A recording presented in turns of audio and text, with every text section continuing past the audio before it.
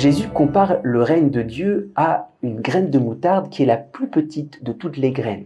Alors, dans un premier temps, on pourrait dire, mais Jésus, en fait, nous parle ici de l'humilité, puisqu'il nous parle de la petitesse de cette graine qui ne se voit pas. Mais si on est attentif à la suite de cette parabole, Jésus nous dit beaucoup plus que l'humilité. Non pas qu'il serait contre l'humilité, mais Jésus nous parle peut-être au contraire de l'ambition divine. Cette petite graine, elle devient la plus grande des plantes, elle dépasse les autres. Il y a une ambition divine qui est sur nous.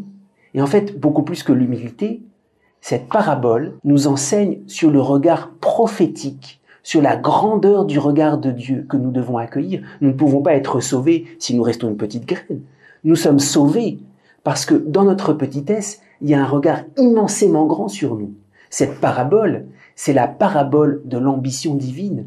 Jésus a un regard sur nous qui est tellement grand. Et j'allais dire, il y a une fausse humilité derrière laquelle on peut se réfugier pour soi-disant rester petit. Mais est-ce que c'est la petitesse évangélique? La vraie petitesse, c'est pour accueillir la grandeur du regard de Dieu sur notre vie. Peut-être la première chose pour accueillir le règne de Dieu, c'est quelque chose de royal. Être restauré dans l'ambition et dans l'amour de nous-mêmes. En fait, nos ambitions sont toujours très petites. La vraie ambition de Dieu, c'est-à-dire la grandeur de notre personne. Aux yeux de Dieu, aux yeux des autres hommes, les saints sont immensément grands. C'est ça qu'on doit accueillir. Alors cette parabole, c'est pour nous dire, toi tu te vois petit, les hommes te voient petit.